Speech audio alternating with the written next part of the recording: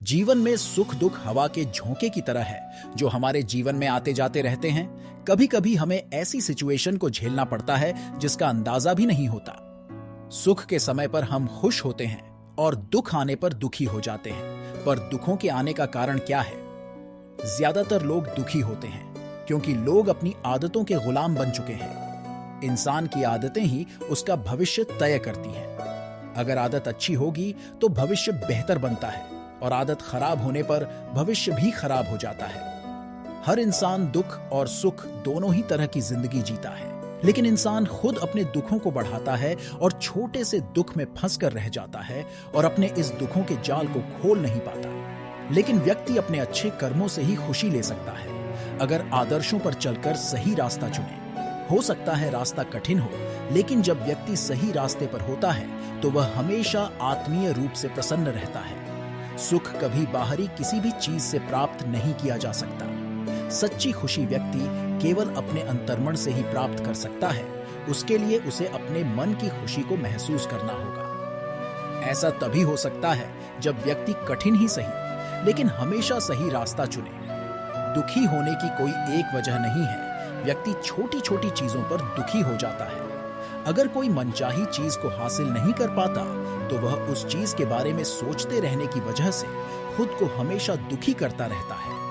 हर किसी के पास अपना अपना दुख है और व्यक्ति अपना दुख दूसरों को सुनाकर यह जताने का प्रयास करता है कि उसका दुख सबसे बड़ा है, जबकि दुनिया में कोई एक इंसान दुखी नहीं है। हम सभी किसी न किसी कारणवश दुखी हैं। अधिकतर लोग अपनी इच्छाओं के कारण ही दुखी होते हैं। अक्सर हम दूसरों से बड़ी बड़ी उम्मीदें लगा बैठते हैं। इसके अलावा हम अपने प्रयासों का फल जल्दी पाने और ज्यादा पाने के लिए चिंतित रहते हैं। यदि हमें हमारा मनचाहा फल नहीं मिलता तो हमारा मन उदास हो जाता है और जिंदगी दुखी प्रतीत होती है। इसलिए जरूरी है कि हम यह बात याद रखें कि हम अपनी अपेक्षाओं को कम करके ही अपने दुखों को कम कर सकते हैं। आज के समय में दुख एक ऐसी बीमारी बन चुकी है जिससे अनुमानित रूप से पूरा विश्व प्रभावित है। कोई भी सच्चा सुख महसूस करने में समर्थ नहीं है। इसे हम अवसाद के रूप में भी देखते हैं। 3.8% लोग पूरे विश्व में अवसाद से ग्रस्त हैं, जिसमें सबसे ज्यादा वयस्क शामिल हैं। वयस्क 5.7% इस बीमारी से जूझ रहे हैं। दुनिया में लगभग 280 मिलियन लोग डिप्रेशन का शिकार है। डिप्रेशन सामान्य मनुष्य में उतार चढ़ाव और हमारी रोजमर्रा की जिंदगी में आ रही चुनौतियों की वजह से उत्पन्न होता है। जब अवसाद एक गंभीर बीमारी का रूप ले लेता है तो इससे प्रभावित लोगों को बहुत ज्यादा नुकसान हो सकता है, जिस वजह से वह अपनी लाइफ को एंजॉय करने के बजाय डिस्ट्रॉय करने लगता है। डिप्रेशन का कोई एक कारण नहीं होता है। यह कई कारणों से हो सकता है और इसके कई अलग अलग ट्रिगर हैं। लोगों के लिए एक परेशान या तनावपूर्ण जीवन घटना जैसे शोक, तलाक, बीमारी, अतिरेक और नौकरी या पैसे की चिंता दुख के कारण हो सकते हैं। लोगों को तनावपूर्ण घटनाओं से निपटने में समय लगता है, जिस वजह से वो अपना जीवन दुख में बताते रहते हैं। यह तनावपूर्ण स्थिति की वजह रिश्ते टूट जाना या फाइनेंशियल नुकसान होना अधिकतर देखा गया है। जो व्यक्ति तनावपूर्ण घटनाओं से ग्रसित होता है उसके उदास रहने का खतरा बढ़ जाता है। यदि आप अपने दोस्तों को अपने दुख नहीं बता पाते और अपनी समस्या को खुद ही सुलझाने का प्रयास करते हैं तो आप ज्यादा दुखों को महसूस करते हैं।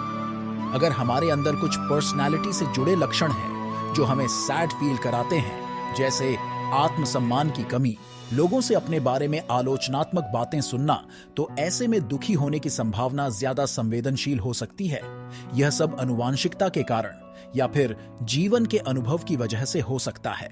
अगर आपकी फैमिली में कुछ ऐसी घटना घटी है जो आपको बार बार दुखी कर देती है, जैसे माता पिता भाई बहन के साथ कोई घटना हो जाना, जीवन साथी से बिछड़ जाना, तो ऐसे में भी व्यक्ति दुखी रहने लगता है और संभावना रहती है कि आप अपने दुख को विकसित करेंगे।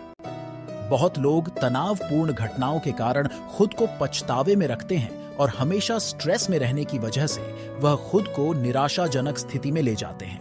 परिवार, दोस्तों और अपने संबंधों से कट जाने के कारण अकेलेपन की भावना आती है, जो आपके दुख के जोखिम को बढ़ा सकती है। जब जीवन में दुख आता है तो कुछ लोग बहुत अधिक शराब पीने लगते हैं, अपने दुखों से निपटने की कोशिश करते हैं। उसके परिणाम स्वरूप व्यक्ति खुद को और ज्यादा बुरी स्थिति में ले जाते हैं। किसी भी तरह का नशा आपको आराम देने में मदद कर सकता है, लेकिन यह दुख धीरे धीरे बढ़ जाता है।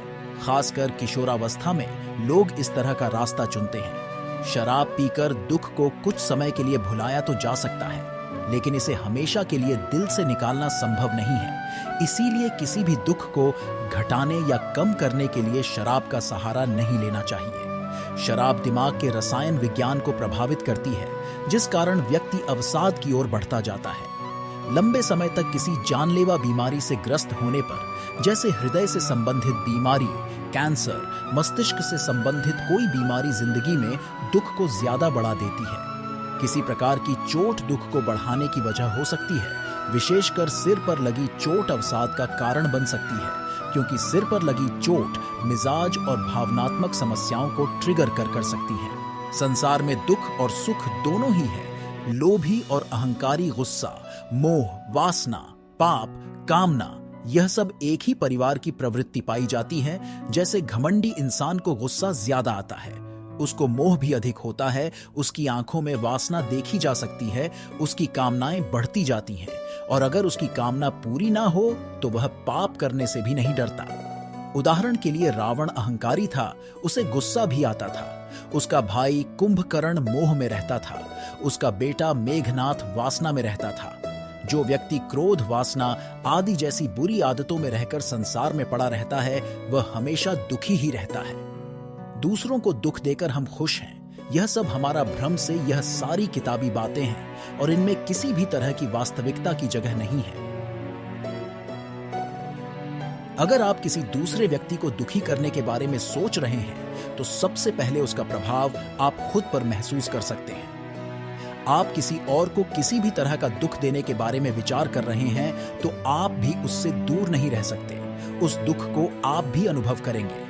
विचार करके देखें, जैसे अगर आप किसी को गाली देकर या मार पीट कर दुखी करना चाहते हैं, तो सबसे पहले आपके विचार दूषित होते हैं, आपके भाव बुरे बनते हैं, आपका व्यक्तित्व गंदा होता है, आप खुद को दूसरों के सामने गलत तरीके से जाहिर कर रहे होते हैं। सामने वाले को आप किसी प्रकार से प्रभावित करने से पहले खुद पर उसका असर देख पाएंगे। आप दूसरों को दुखी करके खुश रह सकते हैं। इस तरह की गलत फहमी में रहने वाले लोग अक्सर दुखी होते हैं। पर इसके विपरीत जो लोग यह समझते हैं कि वह दूसरों को दुखी करके खुद कभी भी सुख नहीं पा सकते, वह लोग हमेशा लोगों को खुश रखने का प्रयास करते हैं। और वाकई जब वह दूसरों को खुशी देते हैं, तो खुद भी पहले उस खुशी को महसूस करते हैं। ऐसे लोगों को हम होशपूर्ण जीवन जीने वाले कह सकते हैं। उनको उनकी मर्जी के खिलाफ कोई अन्य दुखी नहीं कर सकता। ऐसे होशपूर्ण लोगों को अगर कोई सामने वाला किसी तरह का दुख पहुंचाने वाले शब्द कहता है, तो होशपूर्ण व्यक्ति समझदारी से सुनता है, देखता है कि सामने वाला उसके लिए कैसे शब्द बोल रहा है, शब्दों को शांति से सुनता है और धन्यवाद देकर आगे बढ़ जाता है। क्योंकि शब्द व्यक्ति की परिधि तक पहुंच सकते हैं, उसकी गहराई से शब्दों का लेना देना नहीं है। गहन शांति वाले व्यक्ति को कोई भी दुखी नहीं कर सकता। इसलिए जागने की तरफ ध्यान दीजिए और दुनियादारी में फंसने के बजाय अपने जीवन को नया नजरिया देने पर ध्यान दें। दूसरों को दुखी और मायूस देखकर आप खुद को ही वास्तव में दुखी कर रहे होते हैं। किसी के बारे में बुरा सोचने से पहले अपने बारे में सोच लीजिए कि उसका प्रभाव पहले आप पर भी होगा। शायद आपको वह प्रभाव तत्काल महसूस ना हो, लेकिन सही समय पर आपके सामने जरूर आएगा।